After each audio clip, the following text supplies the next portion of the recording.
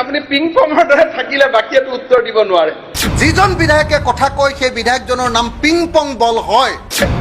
প্ৰথম সিটটো চেকিং কৰক সিটটো কি আছে এটাটো সিটত চেকিং কৰিব লাগে এইবিলাক কৰি নোৱাৰে মিছামিছি এইবিলাক টেনচন নল'ব ক'ৰবাত আন্দোলনৰ মাজৰ পৰা আহি এনেকৈ পিং পং বল চুট খাইছোঁ লাঠি খাইছোঁ গুলি খাইছোঁ কি কয় আপোনাৰ লাঠ খাইছোঁ যি ধৰণে অপমানিত বিধানসভাৰ মজিয়াত হৈ আছোঁ নহয় কেতিয়াবা টোপনি নাহে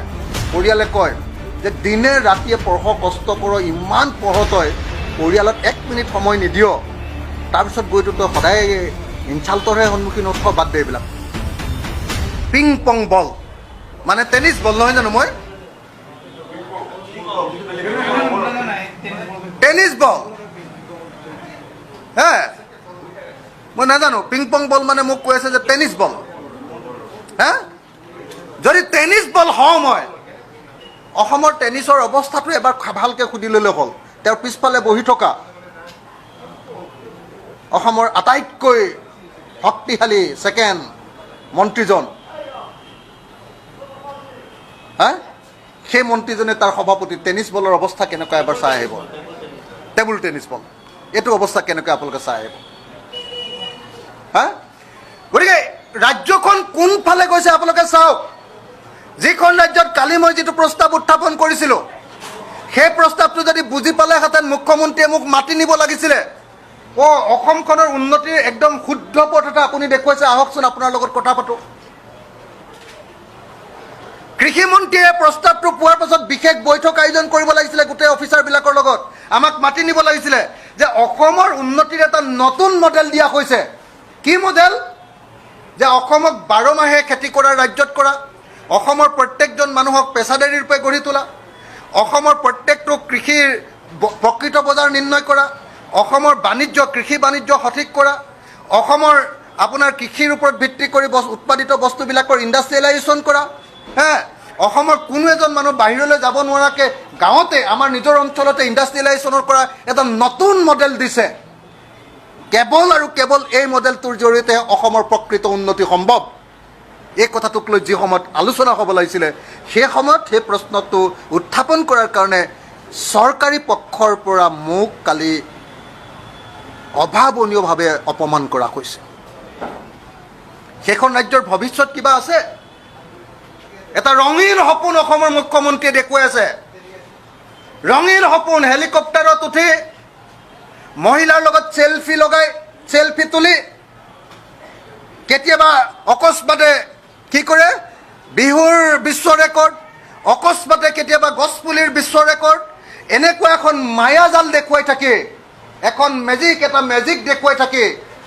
অসমখন যিটো অৱস্থাত আছিলে তাতকৈ বেয়া অৱস্থালৈ লৈ গৈ তেওঁতো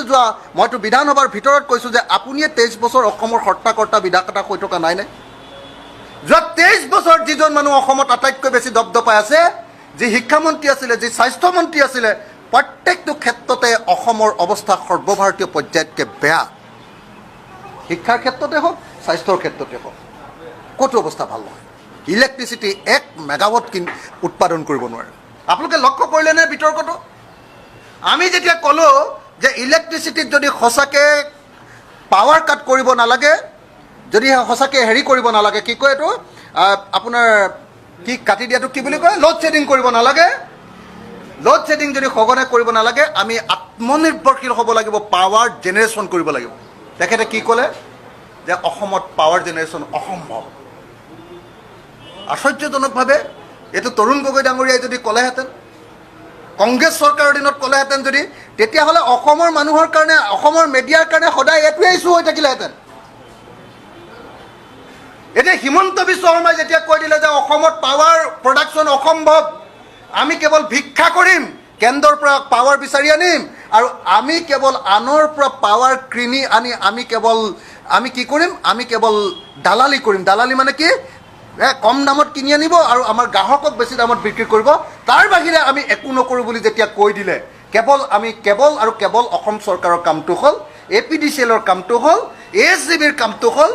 পাৱাৰ ডিপাৰ্টমেণ্টৰ কামটো হ'ল যে বেলেগৰ পৰা পাৱাৰ কিনি আনিব ভিক্ষা কৰি আনিব খুজি মাগি আনিব আৰু তাৰ পাছত আমাক তাতকৈ বেছি দামত বিক্ৰী কৰিব। এইটোৱে তেওঁলোকৰ চৰকাৰৰ একমাত্ৰ কাম বুলি কৈ দিয়াৰ পাছতো কোনো মিডিয়াই নিউজটো কৰিছে। কিন্তু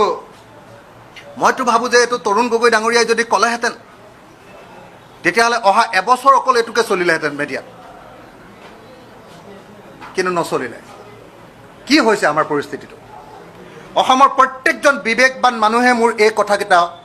বিবেচনা কৰক আৰু অসমখন কলৈ গৈছে, কলৈ নি আছে এই বিজেপি চৰকাৰে, কলৈ নি আছে এই মহাশক্তিমান বুলি ঘোষণা কৰা মুখ্যমন্ত্ৰীজনে। আপোনালোকে সৰ্বমংগলমৰ কাহিনী লিখিছিলে নহয় জানো? সৰ্বমংগলম প্ৰফুল্ল মহন্ত ডাঙৰীয়া, তেখেত ওপৰৰ পৰা স্খলিত হৈ যোৱাৰ এটা প্ৰধান কাৰণ সৰ্বমংগলম আছিলে নে নাই? অসমৰ চাৰিওফালে যে মাটি লৈছিলে, এতিয়া মই আপোনালোকেতো নামত থকা বাগানবিলাকহে জানে,